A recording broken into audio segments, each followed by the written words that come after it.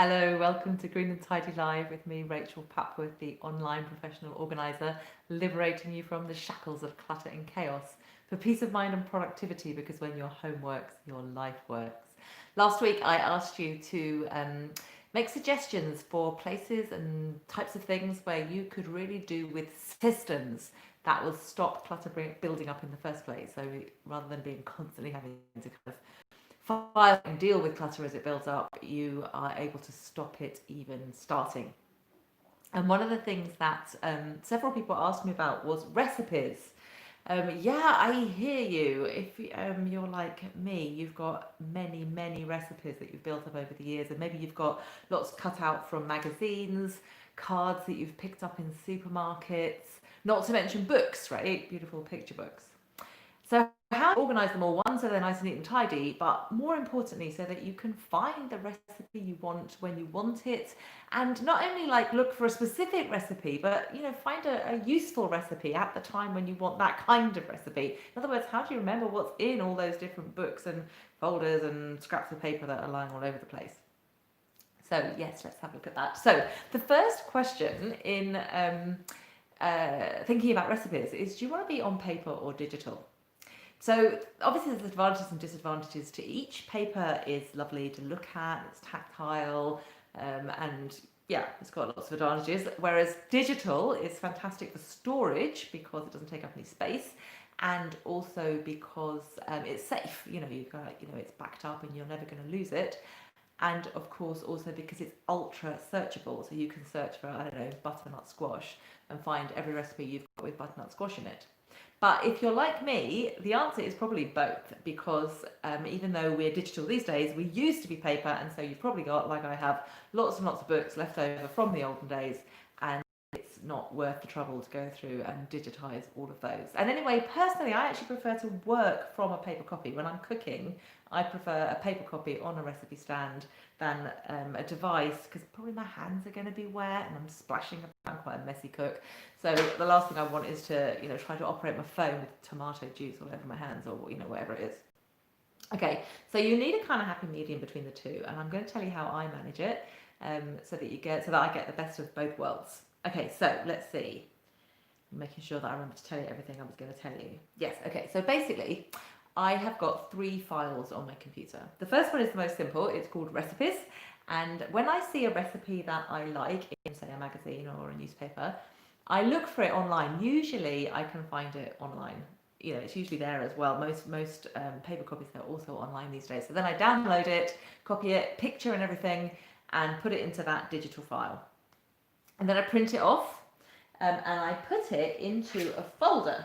And the folder is like this. I love these folders because they have, can you see, they've got, let's find an empty one. They're kind of ready divided for sheets of paper. So you put 2 sheets of paper, one either side, into one of these, and then you can save all your recipes like a recipe book. Say just print it off from the computer, and they're nice and wipe clean. So they can, they're practical. You can use them as a recipe book, but without them getting all splashed. Okay, great. So that's the simplest file. And then obviously if I want to search for an ingredient, I can search that file and all the recipes will come up. But of course, as I said, I've also got hard copy recipes, because I've got recipe books from back in the day when that's all we had. So I've got 2 other files on my computer to help with that. The first one is called recipes. Recipes hard copies. So this is where I list recipes from my books that I want to be able to find. Now, I'm not going to go through and do them all. It's too much like hard work. But as I'm cooking or as I'm flipping through recipe books, getting ideas, if I see a recipe that I think I might want to reference in the future, then I add it to this. I just make a note of it in this file on my computer. I just make a note of it in that file, the title, where to find it, so what book it's in and what page it is, and I usually list the ingredients as well. So then that makes it searchable. So then again, if I'm looking for something with butternut squash in it, I can search that file too, and find out all the recipes, or at least all the recipes I've noted into there, and I know where to go and look for them. Okay, so yeah, if I had unlimited time, obviously I would digitize all my recipes, but life's too short. So, okay, what else to tell you? yeah, so that also means that if I find a recipe in a magazine and that I can't then find online, what I can then do is file it into a regular lever arch file. But I use these, I use punched pockets, which if you're like me, you've got far too many of, to produce that same effect. So now I've effectively got a book of recipes, but then it's wiped clean. And I can take an individual recipe out of it. So if I'm cooking, if I want to make this top recipe, for example, I just take it out of the folder, prop that on my recipe stand, and then put it away at the end, and it's wiped clean because it's in the plastic. I file them in chronological order, so I just put the most recent recipe on the top, which makes it easy to file. And in my file on my computer, it tells me the date that that recipe pertains to, so then it's easy to find one when I've looked it up and I've decided I want to make that recipe. I've got one other file on my computer, and that is called recipes to try. So again, when I'm flicking through, or if I come across a recipe but I'm not going to make it yet, but I know I want to make it one day and I don't want to forget about it, I put it into that folder. And then if I'm looking for inspiration, you know, I can look through that folder and be like, oh yeah, I wanted to make that. And if I see something in that, sorry, folder, not folder, file. And then if I see something in that file that I think I don't want to make that anymore, I can just delete it. I can keep it up to date.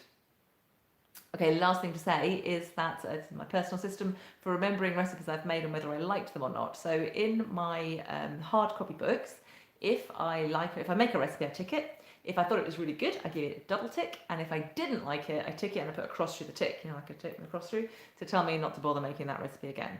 And I use the same system in my on my digital files, except obviously if I don't like the recipe, I just delete it. And I can even put those ticks in, you know, you can just add a symbol in I use Microsoft Word, so you just add it as a symbol, which makes it searchable again. So if I'm say I'm going to be cooking for friends and I want to be sure to pick out some recipes that I know I really like, I can search that folder for all my double tick recipes and it'll pick out all the ones that I particularly liked. So there you go, that is how I organise my recipes. Love to hear your thoughts on how you organise yours below. If that was useful to you, please do give the video a like and click thumbs up.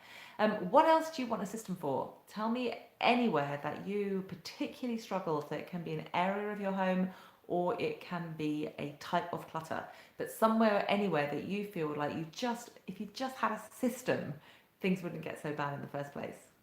And I will see you next week. See you on the next YouTube Live. Bye for now.